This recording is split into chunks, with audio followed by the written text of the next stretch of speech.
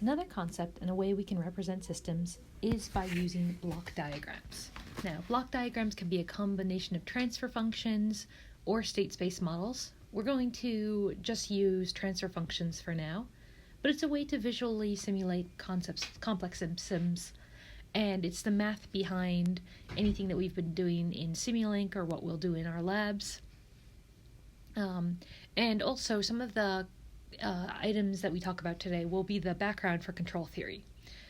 If you have block diagrams, you can combine multiple components or systems, so have multiple transfer functions, multiple inputs and outputs, in order to simulate different conditions.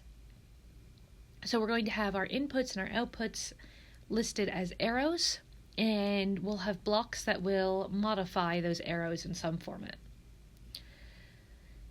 And when we represent these systems, we can call it block diagram algebra. So the common one is multiplication. Each block diagram that's a rectangle typically represents a transfer function.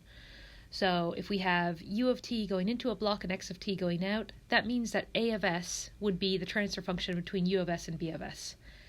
X of s and u of s, and b of s would be the transfer function of y of s and x of s, because we have x going in, y coming out, so b of s is the transfer function. And even though the transfer function is the Laplace domain, what Simulink or MATLAB or any sort of thing would do would spit out the answer in the time domain. But since we can combine transfer functions, so if we multiplied a by b, that would give us a transfer function from y of s as our output for u of s input. That means we could just write u of t goes into a block, which is a times b.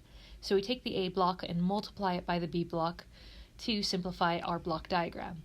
And when we do steps like this, this is what we call block diagram algebra. So we take those blocks, simplify them, in order to get an overall transfer function or have as simple of a system as possible. For addition, this is a block typically represented with a circle, and this allows you to take two signals on the arrows and add them. So if we have x of t, it goes into a block, then that means we would have c of s times x of s, and we would have d of s. That same arrow would go in because nothing else has happened to it, so as long as if there's no modifiers, anything along the same line will have the same signal. So coming out of that block, we would have d of s times x of s. That circle block lets you know that you can add those two, and then your output would be y of s.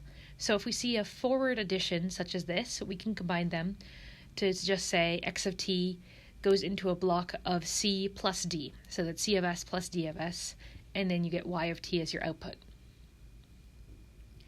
Now the final common thing that we'll see would be a feedback loop. This is what we have in control theory situations, where we have some reference point where we would ideally like our output to be held to.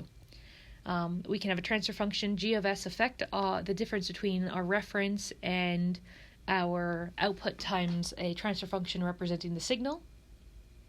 And then we have a transfer function applied to the difference.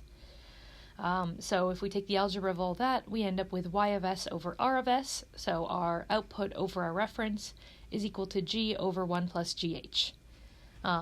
So anytime we see a feedback loop, we can combine the feedback loop to have one transfer function. And when we take our algebra, we can simplify it, figure out our feedback loops. We're also going to see that combination of 1 plus gh come back when we start to do control theory